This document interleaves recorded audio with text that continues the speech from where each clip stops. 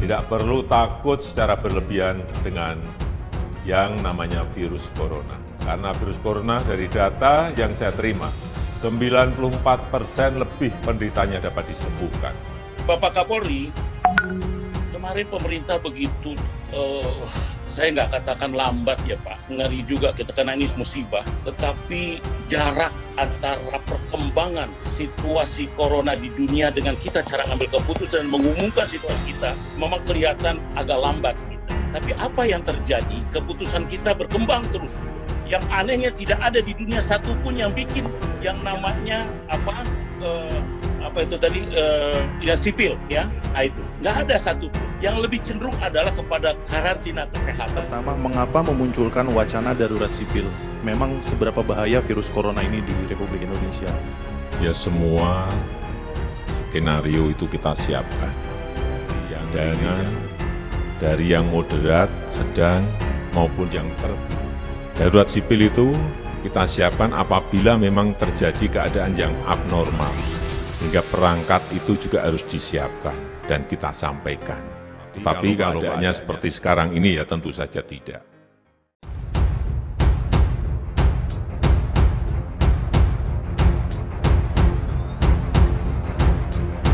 Komisi 3 DPR mengatakan, tak ada satupun negara yang terapkan darurat sipil untuk COVID-19 seperti Indonesia. Kebijakan pembatasan sosial berskala besar (PSBB) yang diikuti dengan opsi kemungkinan penerapan darurat sipil dalam menghadapi virus corona dikritisi Komisi 3 DPR RI. Anggota Komisi 3 DPR RI, Abu Bakar Al-Habsyi berujar, hingga saat ini belum ada negara lain yang menerapkan kebijakan tersebut dalam menghadapi COVID-19. Keputusan kita berkembang terus. Yang anehnya tidak ada satupun di dunia bikin yang namanya darurat sipil. Nggak ada satupun, kata Abu Bakar Al-Habsyi saat rapat Komisi 3 DPR bersama dengan Kapolri Jenderal Idham Aziz beserta jajaran. Politisi PKS ini menilai, pemerintah sebaiknya menerapkan darurat kesehatan sebagaimana diatur dalam Undang-Undang 6 2018 tentang kekarantinaan kesehatan. Dalam undang-undang tersebut, diatur secara detail dan cenderung relevan dengan kondisi yang dihadapi Indonesia saat ini. Yang lebih cenderung adalah karantina kesehatan. Jadi saya pikir ini perlu dipertimbangkan pemerintah, sarannya. Di sisi lain, ia memahami bahwa jajaran Korps Bayangkara menjalankan perintah sesuai kebijakan pemerintah. Namun ia meminta kepada Polri untuk menyampaikan usulan DPR terkait karantina kesehatan kepada Presiden Joko Widodo. Sebagai partner pemerintah, kita harus bersatu padu bekerja sama untuk mendapatkan keputusan yang terbaik untuk rakyat atasnya. Bapak, Ibu, dan saudara-saudara sebangsa dan setanah air, pemerintah telah menetapkan COVID-19 sebagai jenis penyakit dengan faktor risiko yang menimbulkan kedaruratan kesehatan masyarakat. Dan oleh karenanya, pemerintah menetapkan status kedaruratan kesehatan masyarakat. Untuk mengatasi dampak wabah tersebut, saya telah memutuskan dalam rapat kabinet bahwa opsi yang kita pilih adalah pembatasan sosial berskala besar atau PSBB. Sesuai undang-undang, PSBB ini ditetapkan oleh Menteri Kesehatan yang berkoordinasi dengan Kepala Gugus Tugas COVID-19 dan Kepala Daerah. Dasar hukumnya adalah Undang-Undang Nomor 6 Tahun 2018 tentang kekarantinaan kesehatan. Pemerintah juga sudah menerbitkan peraturan pemerintah PP tentang pembatasan sosial berskala besar dan Kepres penetapan kedaruratan kesehatan masyarakat untuk melaksanakan amanat undang-undang tersebut. Dengan terbitnya PP ini semuanya jelas. Para kepala daerah saya minta tidak membuat kebijakan sendiri-sendiri yang tidak terkoordinasi. Semua kebijakan di daerah harus sesuai dengan peraturan, berada dalam koridor undang-undang dan PP serta Kepres tersebut. Polri juga dapat mengambil langkah-langkah penegakan hukum yang terukur dan sesuai undang-undang agar PSBB dapat berlaku secara efektif dan mencapai tujuan mencegah meluasnya wabah.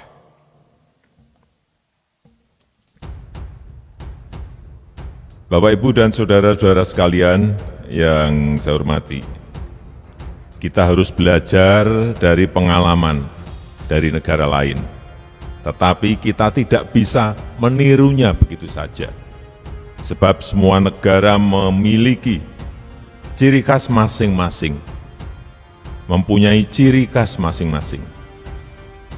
Baik itu luas wilayah, jumlah penduduk, kedisiplinan, kondisi geografis, karakter dan budaya, perekonomian masyarakatnya, kemampuan fiskalnya, dan lain-lain. Oleh karena itu, kita tidak boleh gegabah dalam merumuskan strategi. Semuanya harus dihitung, semuanya harus dikalkulasi dengan cermat. Dan inti kebijakan kita sangat jelas dan tegas. Yang pertama, kesehatan masyarakat adalah yang utama. Oleh sebab itu, kendalikan penyebaran COVID-19 dan obati pasien yang terpapar. Yang kedua, kita siapkan jaring pengaman sosial untuk masyarakat lapisan bawah agar tetap mampu memenuhi kebutuhan pokok dan menjaga daya beli. Ketiga, menjaga dunia usaha, utamanya usaha mikro, usaha kecil, usaha menengah, agar tetap beroperasi dan mampu menjaga penyerapan tenaga kerjanya. Dan pada kesempatan ini, saya akan fokus pada penyiapan bantuan untuk masyarakat lapisan bawah. Pertama, tentang PKH. Jumlah keluarga penerima akan ditingkatkan dari 9,2 juta menjadi 10 juta keluarga penerima manfaat. Sedangkan besaran manfaatnya akan dinaikkan 25%. Misalnya, komponen ibu hamil naik dari 2,4 juta rupiah menjadi 3 juta rupiah per tahun. Komponen anak usia dini 3 juta rupiah per tahun. Komponen disabilitas 2,4 juta rupiah per tahun. Dan kebijakan ini efektif mulai April 2020. Kedua, kartu sembako.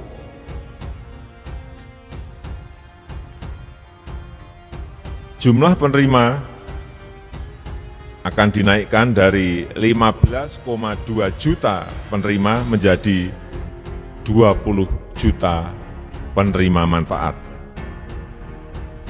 Dan nilainya naik 30% dari Rp150.000 menjadi Rp200.000 dan akan diberikan selama 9 bulan.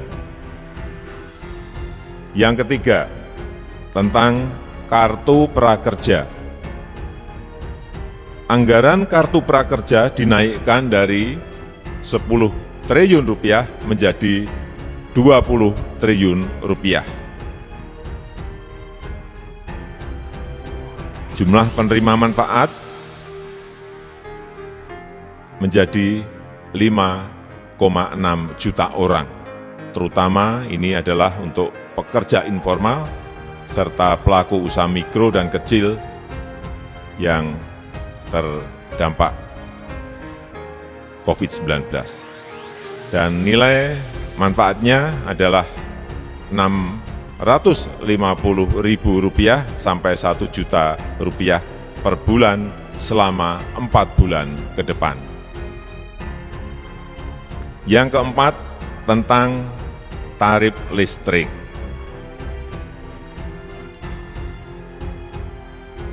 Perlu saya sampaikan bahwa untuk pelanggan listrik 450 VA yang jumlahnya sekitar 24 juta pelanggan akan digratiskan selama 3 bulan ke depan, yaitu untuk bulan April, Mei, dan bulan Juni 2020.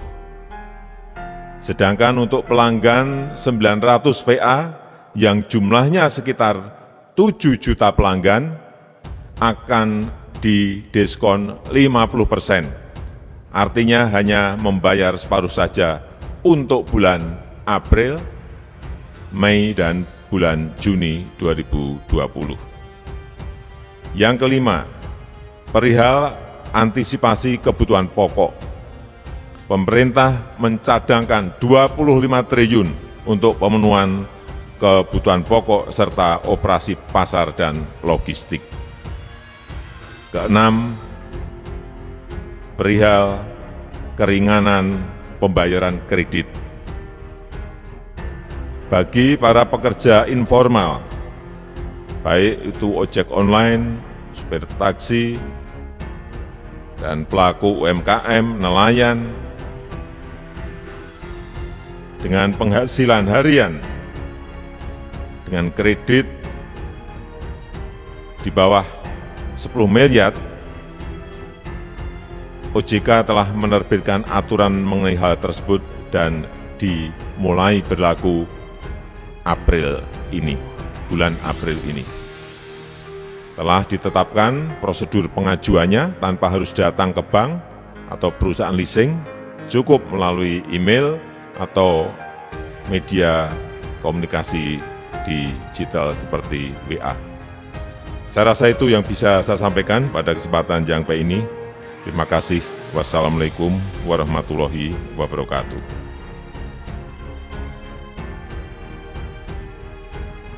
Baik Bapak, selamat sore. Ada beberapa pertanyaan dari wartawan yang sudah masuk. Yang pertama, Ican dari Kompas.com. Kebijakan yang Bapak umumkan terkait relaksasi kredit belum jalan di lapangan. Banyak pengemudi ojek online dan taksi yang masih ditagih oleh debt collector. Lalu OJK juga mengakui aturan untuk leasing belum rampung. Apa langkah selanjutnya untuk memastikan kebijakan ini akan berjalan? Sudah saya konfirmasi ke OJK, dimulai bulan April ini sudah efektif. Saya juga telah menerima peraturan otoritas jasa keuangan ini, khusus yang berkaitan dengan kredit tadi. Artinya sekali lagi, bulan April ini sudah bisa berjalan. Baik, berikutnya dari Rafiq Panjaitan dari Media Kumparan. Yang pertama, mengapa memunculkan wacana darurat sipil? Memang seberapa bahaya virus corona ini di Republik Indonesia? Yang kedua, bagaimana teknis pelaksanaan penerapan pembatasan sosial berskala besar atau PSBB? Akankah diatur dalam PP atau Perda? Dan mulai berlaku kapan? Dan bukankah sekarang sebenarnya sudah PSBB? Dan kalau berlaku, berlakunya di wilayah mana saja? Ya, semua skenario itu kita siapkan. Dari yang ringan, dari yang moderat, sedang, maupun yang terburuk. Darurat sipil itu kita siapkan apabila memang terjadi keadaan yang abnormal. Sehingga perangkat itu juga harus disiapkan dan kita sampaikan. Tetapi kalau keadaannya seperti sekarang ini ya tentu saja tidak. Kemudian mengenai PSBB, baru saja saya tanda tangani PP-nya dan Kepres kepresnya yang berkaitan dengan itu, dan kita harapkan dari setelah ditandatanganinya PP dan kepres itu mulai efektif berjalan. Oleh sebab itu, saya berharap agar provinsi, kabupaten, dan kota sesuai dengan undang-undang yang ada, silakan berkoordinasi dengan Ketua Satgas COVID-19 agar semuanya kita memiliki sebuah aturan main yang sama, yaitu undang-undang, PP, dan kepres yang telah tadi baru saja saya tanda tangani.